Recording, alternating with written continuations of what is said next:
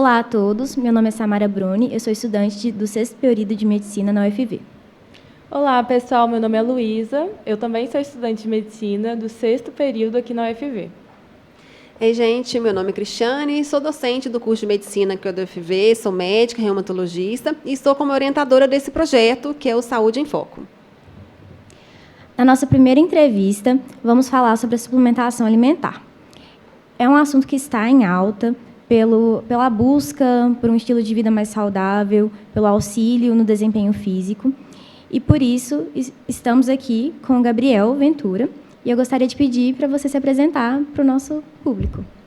Fala, pessoal. Um prazer estar aqui nesse podcast no UFV.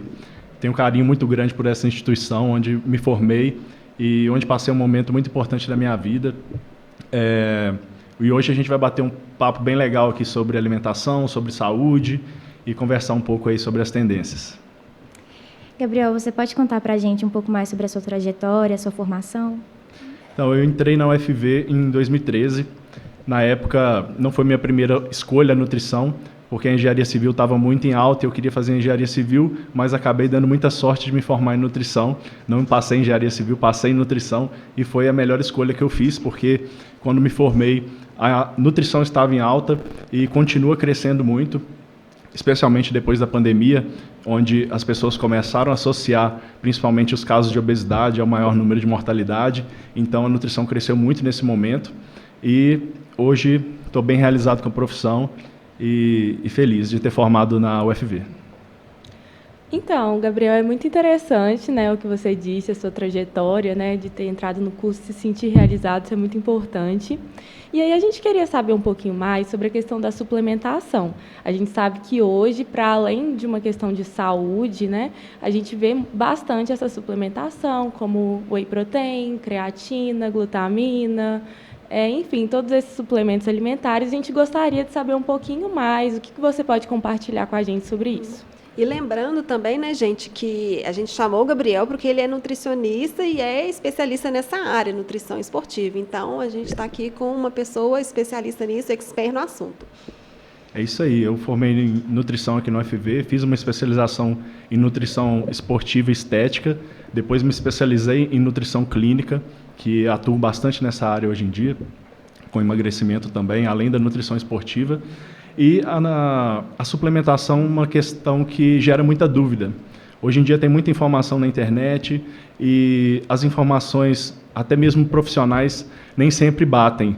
Um profissional fala uma coisa, outro profissional fala outra coisa, mas graças a Deus existe a ciência que faz as diretrizes, faz as referências, onde nós, profissionais que usamos a ciência como embasamento, tiramos nossas informações para conseguir realmente ter um respaldo seguro aí para os nossos pacientes.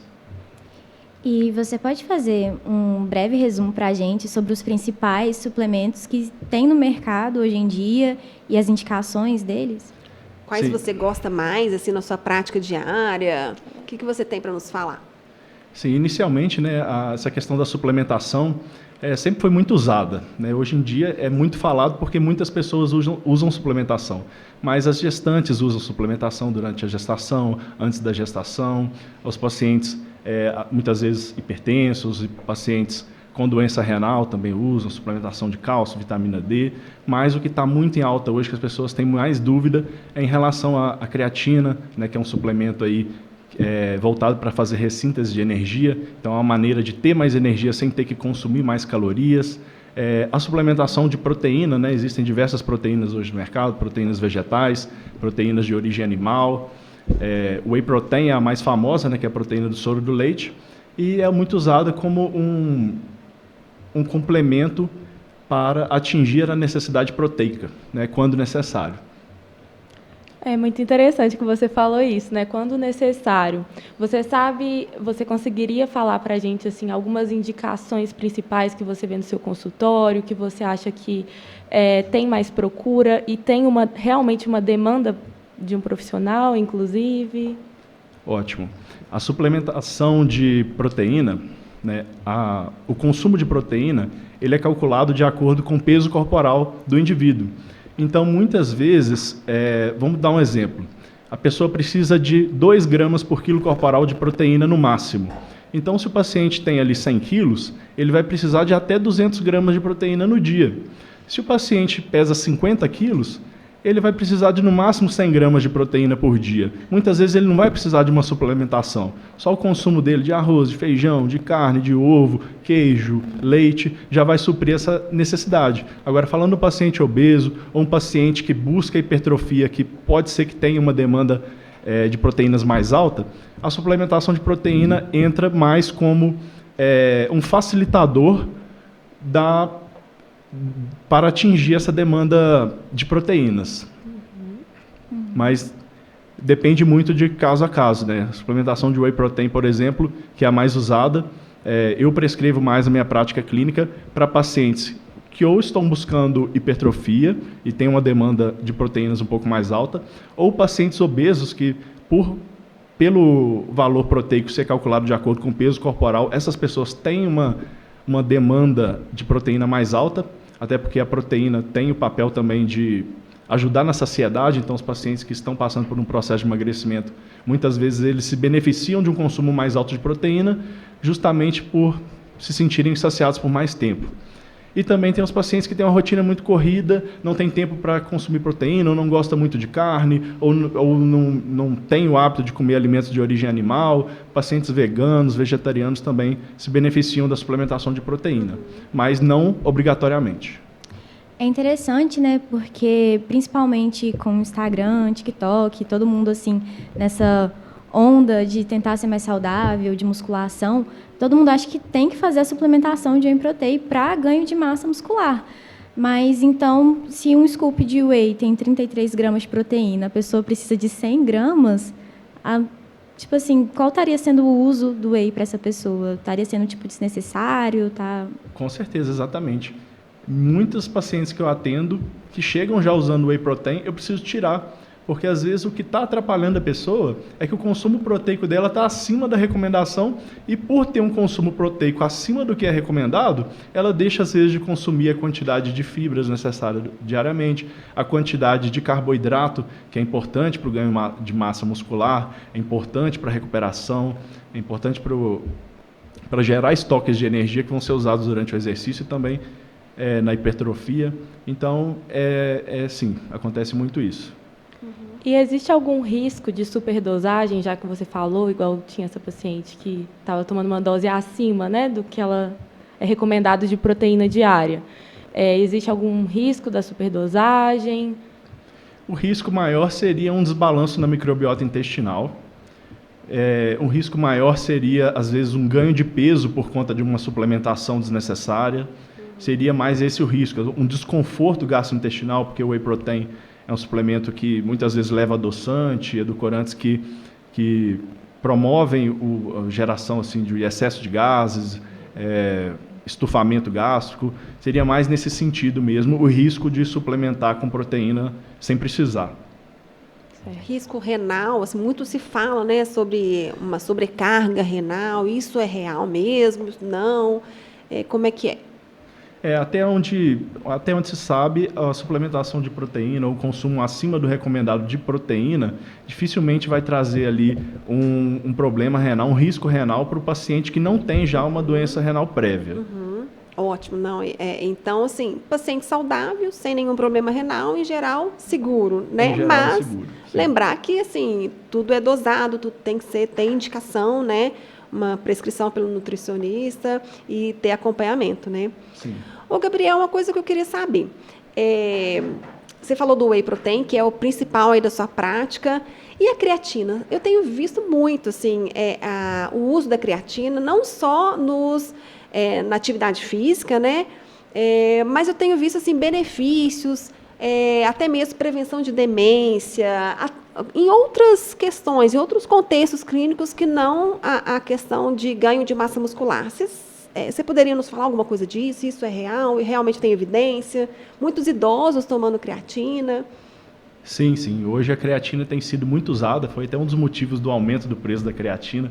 Está difícil achar a creatina. Eles estão adulterando mais a suplementação de creatina também, porque a creatina tem um efeito neuroprotetor. Então, ela também é usada para melhora da memória, para prevenção de doenças neurodegenerativas, como Parkinson, Alzheimer, depressão.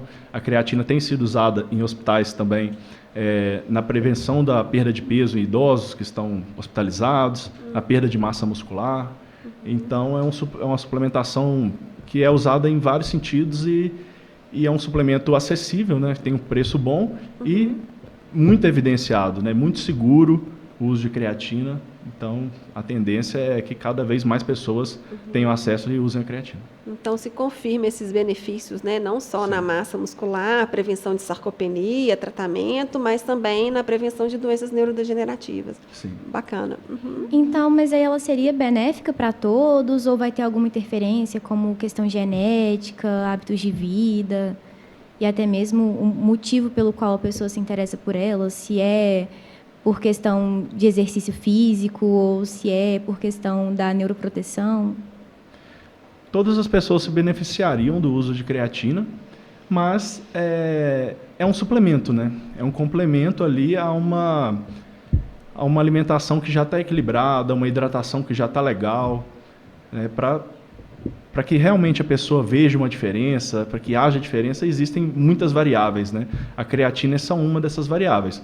É um suplemento que tem um nível de eficácia muito alto e que também, no exercício físico, promove, sim, um aumento da performance.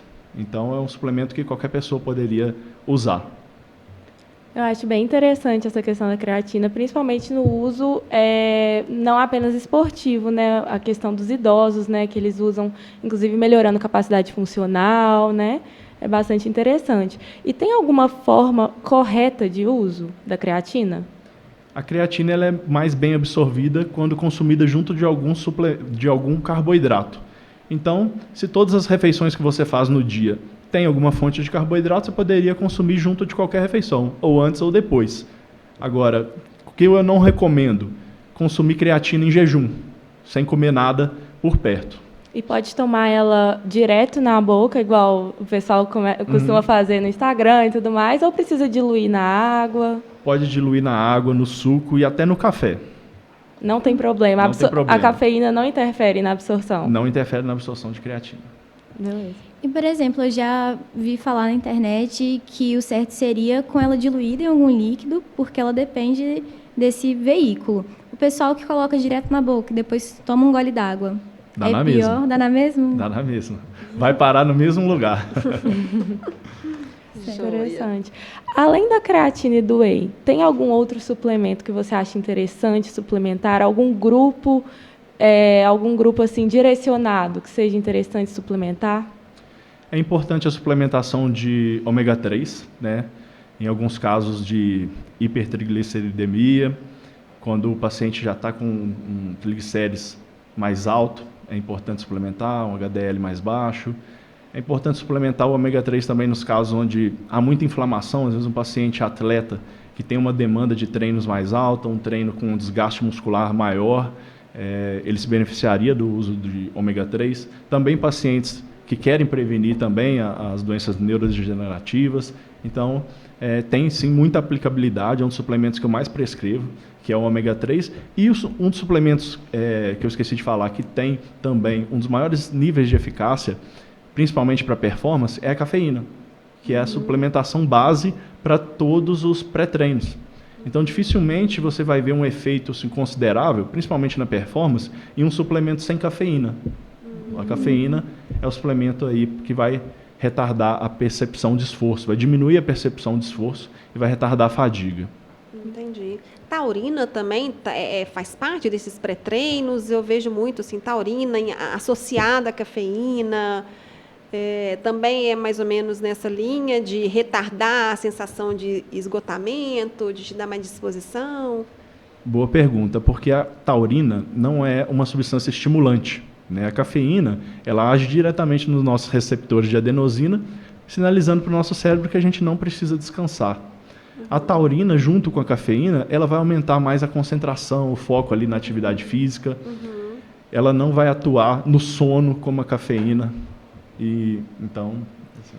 Entendi. Não, ótimo, joia. Então, ela não é um estimulante, mas ela meio que te ajuda no foco. Complementa, né? Uma ação cinética ali com a cafeína. Cinética com a cafeína, até mesmo ajudando com que a pessoa que suplementa com cafeína e taurina não tenha aqueles efeitos colaterais do excesso de cafeína, como taquicardia, sensação de ansiedade.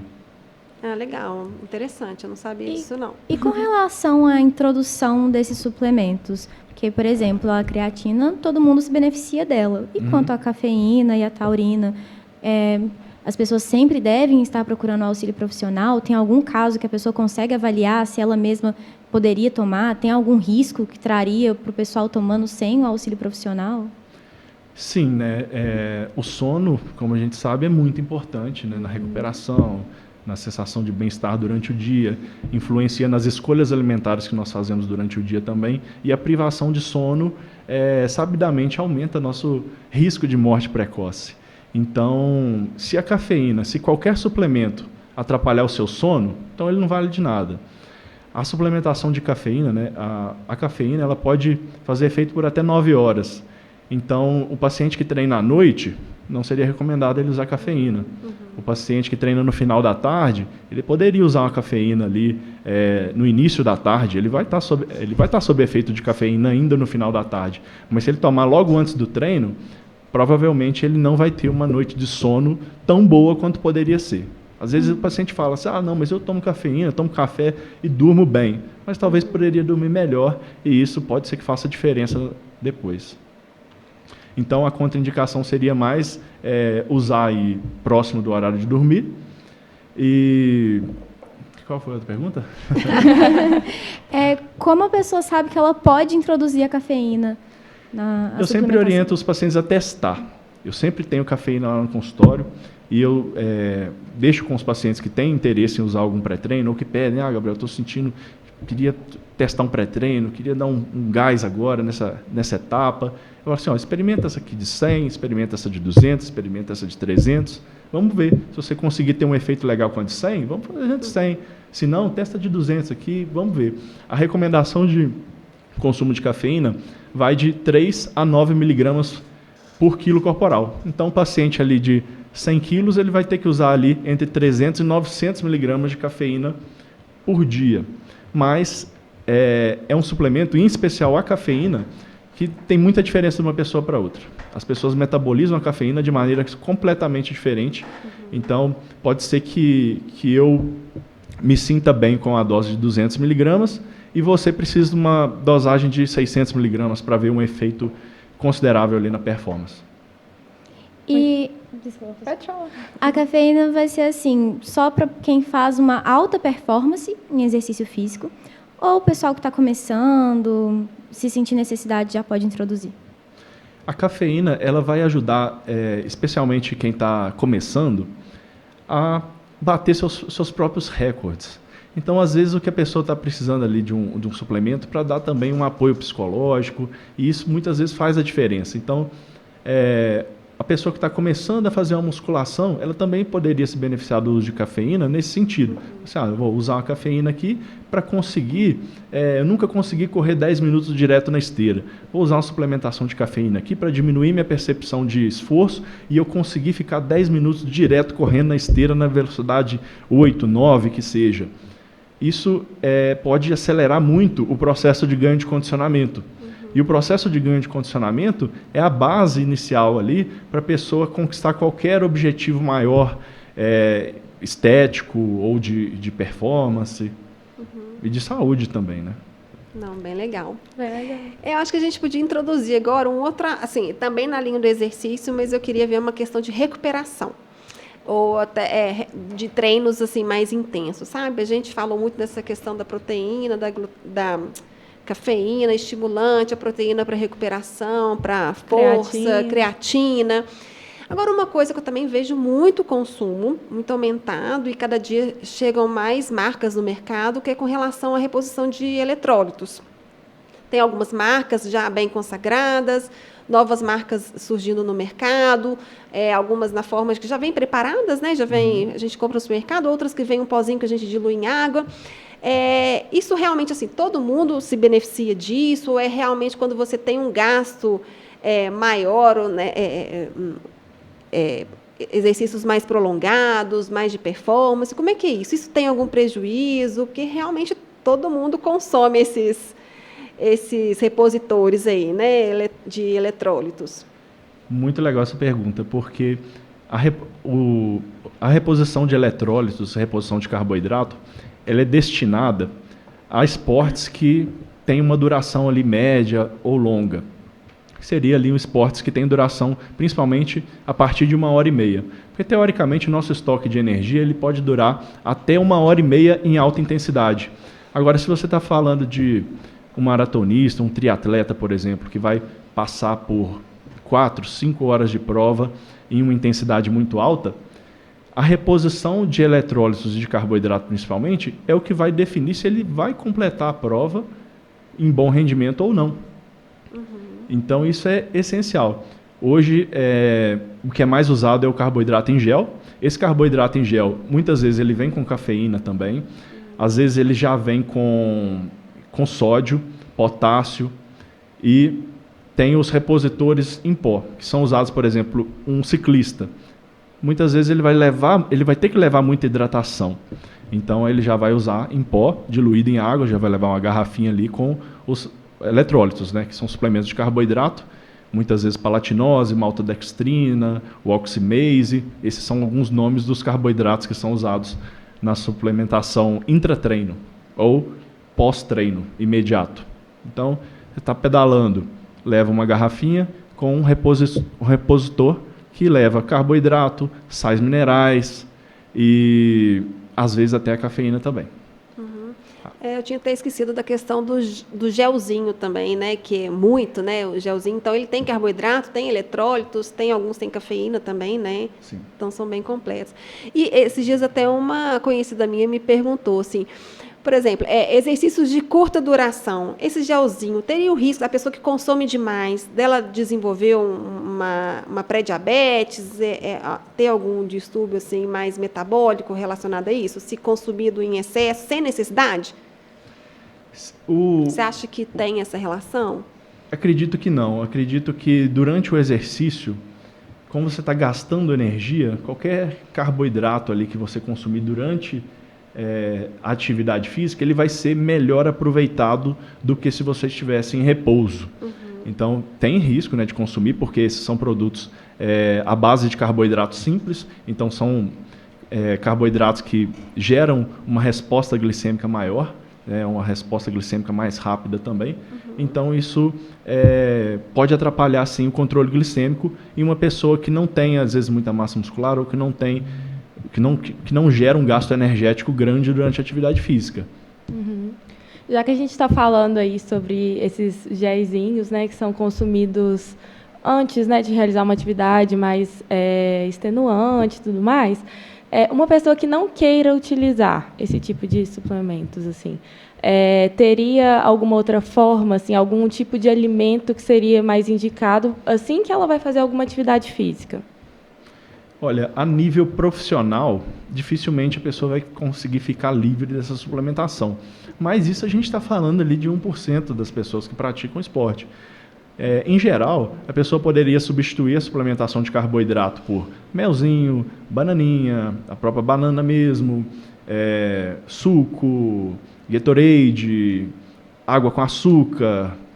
Então, tem várias fontes de carboidrato que poderiam ser usadas. Uma Coca-Cola ou qualquer refrigerante, né, à base de açúcar, que é aí o carboidrato que vai repor energia mais rápido. Tem que ter um índice glicêmico bem alto. Assim. Um índice glicêmico alto e tem que ser testado durante o exercício, isso muito bem, porque cada paciente tem uma tolerância diferente aos diferentes tipos de carboidrato.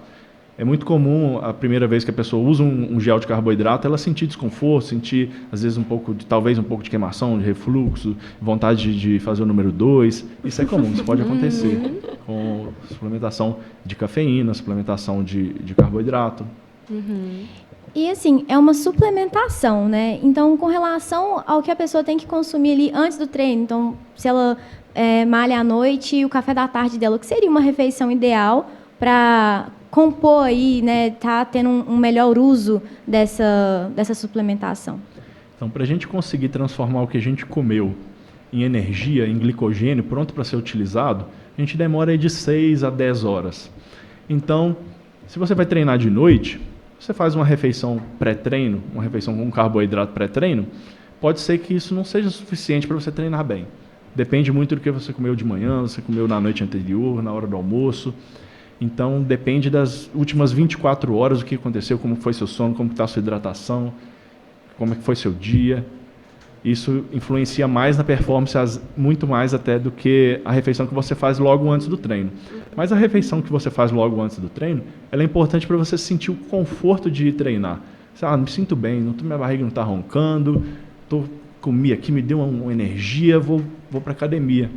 E também ajuda para que você não tenha queda de energia durante a atividade física. Você vai fazer um treino muito pesado. Você só almoçou, vai treinar às 6 horas da tarde, teoricamente seu estoque de energia está legal. Mas pode ser que durante o treino você tenha uma queda de energia. Agora, se você come logo antes de sair ali um carboidrato mais rápido, né, uma tapioca, um pão, uma batata doce, uma mandioca, um arroz, uma banana, ou associado a talvez um carboidrato simples também, um mel, uma geleia, um doce de leite.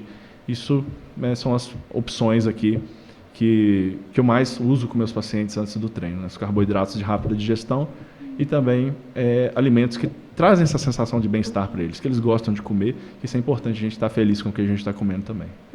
Acho que você deu uma boa opção aí para quem, de repente, não tem condições ou, né, para comprar alguns suplementos ali. Querendo ou não, alguns têm um custo alto, então você deu algumas opções aí de energia, né, alimentos que podem suprir, né, coisas que são aí do nosso dia a dia, algumas frutas, alguns doces, né, alguns repositores aí que são do nosso dia a dia.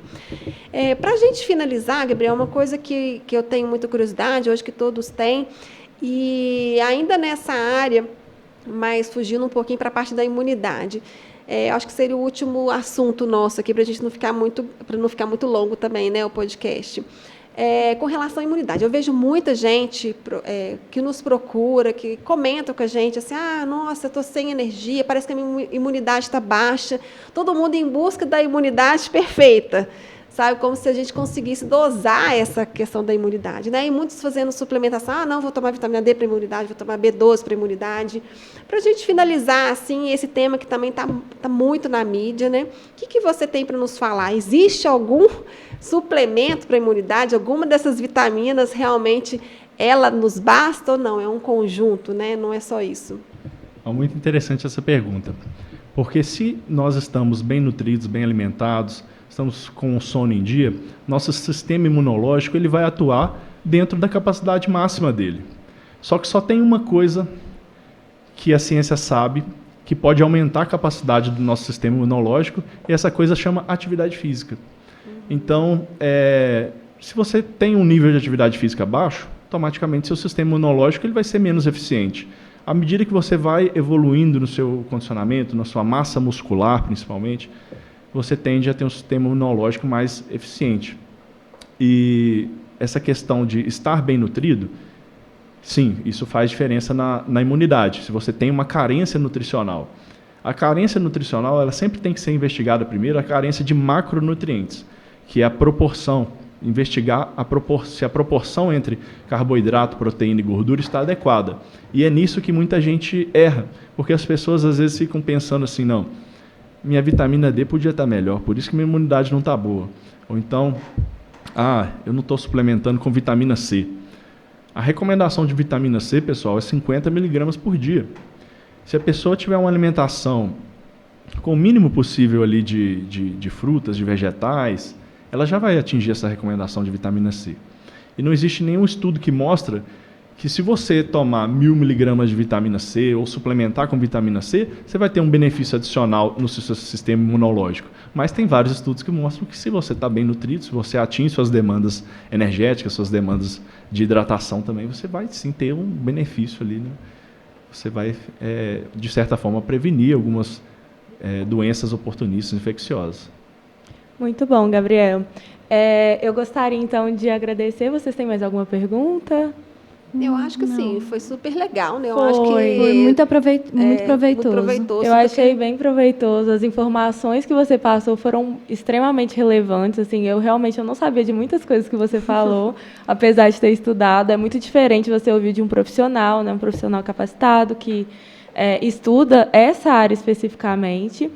E eu acho que, além disso, é interessante também, se você trouxesse algum recado para a população para contribuir com a saúde pública, o que você gostaria de dizer, assim, com a para sua deixar mensagem final, né? Isso. Legal, pessoal. Queria agradecer primeiramente aí pelo convite e deixar um recado para vocês aqui que estão ouvindo. Vamos procurar um nutricionista, vamos marcar uma consulta para avaliar como está a sua alimentação, se a proporção entre alimentos de origem vegetal em relação a alimentos de origem animal está equilibrada, porque o nutricionista ele não vai restringir nada da sua alimentação. Ele vai usar os alimentos que você come para montar um cardápio que é calculado de acordo com a sua necessidade nutricional, de acordo com a quantidade que você precisa de cada nutriente. E mesmo que você não siga esse cardápio, ele vai te dar um norte e você vai acelerar muito mais esse processo de ganho de massa ou de emagrecimento, e de ganho de saúde. E são orientações que você leva para a sua vida toda, você passa para a sua família, você compartilha com seus amigos. Então, hoje o tema foi sobre suplementação, mas queria deixar esse recado aí para a galera pensar também na alimentação e não só na suplementação, porque a partir do momento que a sua alimentação tá legal, aí sim você pode colher bons benefícios aí de uma suplementação voltada para você.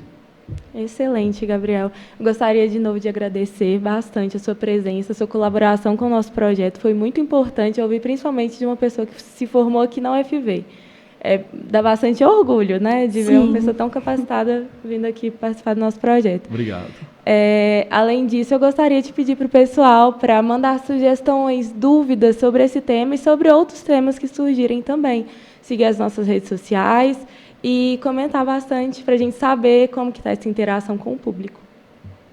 É isso, gente. Então, ficamos por aqui. Obrigada, Gabriel. Obrigada, Samara, Luísa. E esse é o nosso podcast Saúde em Foco. Nos vemos em breve. Um abraço.